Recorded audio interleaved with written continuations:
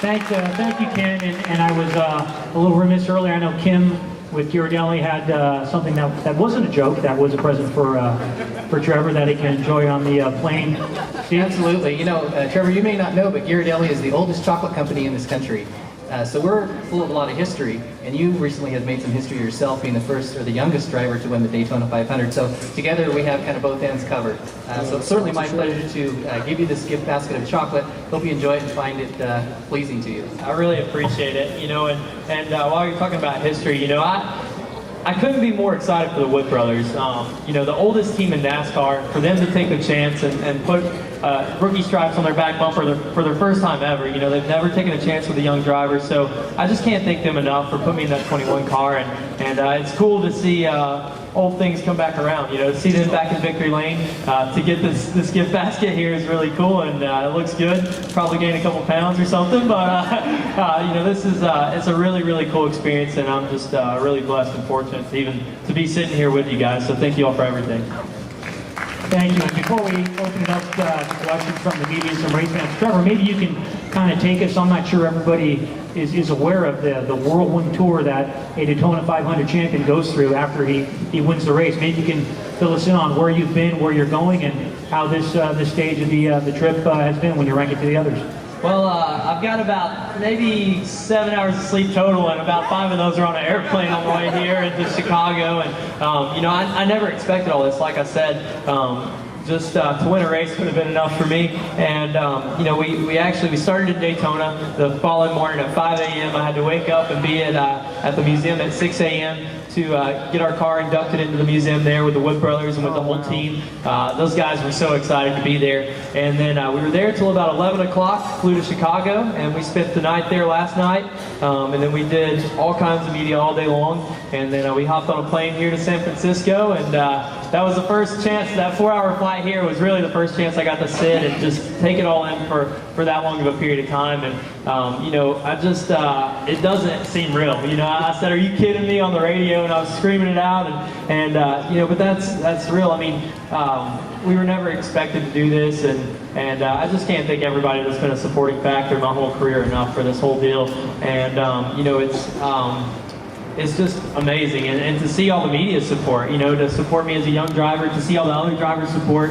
I've gotten phone calls from Jeff Gordon, Jimmy Johnson, Carl Edwards, you know, Kyle Busch came to victory lane even, and so to see all their support has really made me feel good about this win. At first I was concerned that they were going to come and like take me out or something for coming in and stealing their thunder a little bit, but you know, they've been really good supporting drivers, and I'm just glad to be a part of NASCAR and this win and just everything that's coming with it.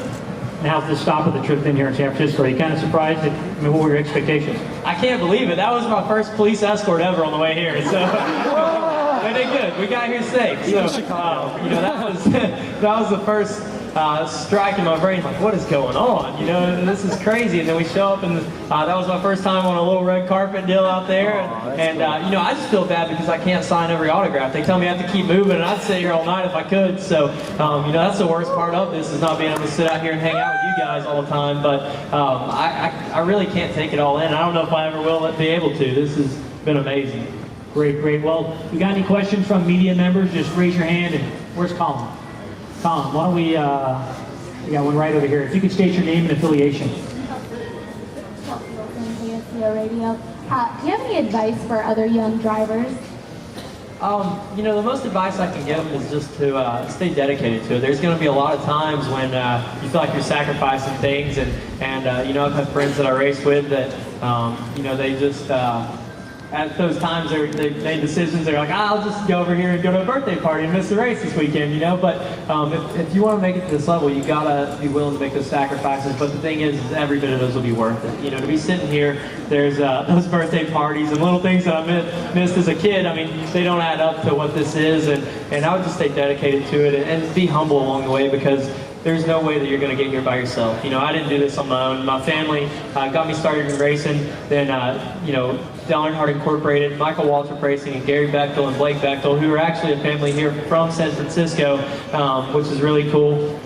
You know, and then let's see here, who else? I mean, Jack Roush and everybody that's pulled me into their organization, the Wood Brothers. I mean, I've had so many incredible people help me along the way, and you just got to remember that, because it's easy to sit out here and see all these cameras and everything and think, I did this, but really there's been a lot of help, and you know, God's just, he's really supported me with awesome people, so that's why we get here.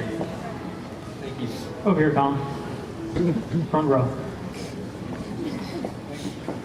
Trevor, Tom Fitzgerald, San Francisco Chronicle. Welcome to San Francisco.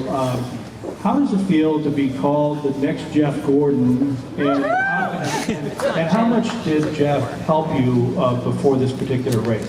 Well, Jeff was probably the driver I had talked to the least leading up to this race, and he was my childhood hero. I don't know if I was just scared to approach him or what it was. I was still kind of starstruck by him. All the other drivers I was racing against the Nationwide and seeing them around the Cup Garage, and I had talked to a lot of them, but Jeff Gordon was probably one of the guys that helped me the most this weekend. He took that first leap of faith in the Gatorade duels to help me and draft with me, and you know, I talked to him on the stage. Yeah, he deserves it. So he took that step and he talked to me on the stage there before we went out. I asked Jeff Burton, I said, hey man, do you want to help us out? You know, you start behind us. And he said, well, I'll probably work with Clint Boyer, our teammate here. And Jeff said, well, how about you work with me? And I was like, let me think about that for a second, Jeff, you know. And it didn't take me long to figure out what I was going to say. And I told him, yeah, let's do it, you know. And he turned to Jeff Burton and said, we're coming for you. And so that race started, and he stuck with us the whole time and just showed a lot of confidence in me. And I think that rubbed off on all the other drivers. And that led to, you know, 6 or 7 other guys, you know, helping us out in that 500. Bobby Labonte giving us that final push. I mean, all these guys that we're racing with are just my childhood heroes. So to even be out there with them is one thing, but then to have them helping me coming to victory lane is another, and it's just a dream come true. Other questions? Over here, Colin. I drive a Ford F-150 right now, but I've been talking them into giving me one of those Raptors, because those things are pretty sweet too. Ray Sotero with Gannett in Salinas, California. First of all, congratulations, Trevor. Thank you, sir. Two-part question there. You said you love road racing. Talk about your road racing experience, and then what do you think about the California Speedway down there? I want to know how he fixed that car off the door. You know, I've not got a ton of experience at road racing, but I have run, I think, 5 races now. I've run Watkins Glen twice, Lime Rock once, Road America, and Montreal. Ooh, And the first road race I ever ran was at, I think it was at Watkins Glen, and we finished 3rd, so that was a pretty neat deal. And then Lime Rock, we set the pole, and we were running 2nd, and pit road was closed when we went by, and then they opened it for 3rd place, and they all pitted. We had to come back around and pit, and we ended up getting crashed on the way back up. We finished, I want to say 11th at Road America. We got crashed at Watkins Glen, and then we finished 10th at Montreal. So road courses have been really good for us for not have much experience. Michael McDowell has been a big help to me. He's a road racer that has run Indy cars and a lot of Daytona prototypes and stuff. And he's just helped my learning curve a ton with that. And I can't wait to get there. I thought turn 11 looks awesome. I just how everybody just locks up the brakes and they come piling into that last corner there. I'm just really excited to finally get some laps on that track whenever it happens. And then, you know, I like the elevation changes too there in 1 and 2. I thought those are really neat. A lot of times you go to a track and it doesn't have a lot of character, but I think Infineon is one of those tracks that is really unique for the drivers to go to. Other questions? Any meeting guys? Right there, and then we'll get the little guy. Jerry Wilson from Examiner.com. What are your goals for Phoenix this coming weekend in both Nationwide and Cup?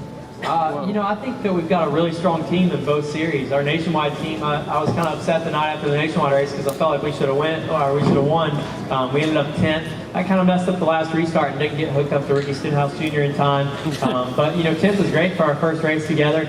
On the Cup side, I think we got to keep our expectations realistic. You know, it's easy to say now, oh, we should just win them all, but we've got to realize that this is only our 3rd race going to Phoenix, and we weren't supposed to do this at Daytona, so we got to be happy if we finish 20th or 15th or 10th or wherever it is, and not expect too much, because although the Wood Brothers are very capable of getting to victory lane, we've got awesome chassis from Roush Fenway, good motors from Roush Yates, you know, Ford Motorcraft and Quick Lane on the car, Donnie Wingo, the crew chief. We've got all the components, but they just it seems like it takes a little while for teams to get the chemistry rolling, but it looks like it's going okay for us. So, you know, if we could get a top 15 at Phoenix and Cup, I'd be really, really pumped about that. And I think we can run for the win in the Nationwide Series. I think that our cars are really strong this year, and I really like Phoenix. It kind of gets back to the short track feel, even though it's a longer track. Just turn one, the way you got to brake really hard to get into the corner. You know, I love that kind of racing. So hopefully we can just get a top 15 in both series, but I really want to get that one in the Nationwide Series. Got a question from a young fan wearing a Jeff Gordon sweatshirt. That reminds me of me about 10 years ago. Wait 10 minutes. Is this your first Daytona 500 you've ever raced? It is, yes sir. It's that was our first one, so I felt kind of bad. You know, at first when I started doing my interviews, I didn't want to talk about it too much because I was scared Mark Martin and those guys would be mad at me. But you know, it was our first one, so thank you, buddy. Any other questions from media members? We're good to go. Anybody in the back, TV guys? You all set? Well, I'll tell you what, print media members, I'm going to have Trevor sit around here for a few minutes if you want to come forward to get some additional questions in. TV folks in the back, once we're done here, we're going to move to the second floor of the ice cream parlor, where Trevor will be available for some one-on-one TV stuff after a couple of live hits he does. So, print members, if you want to make your way up front here for a few more questions. Race fans, we really want to thank you for being out here tonight. Remind you of the Toyota Safemar 350, June 24th through the 26th at Infineon Raceway, hopefully featuring the 2011 winner of the Daytona 500, Trevor Bayne. How about a last round of applause for Trevor Bayne? Thank you all so much for coming out to see us.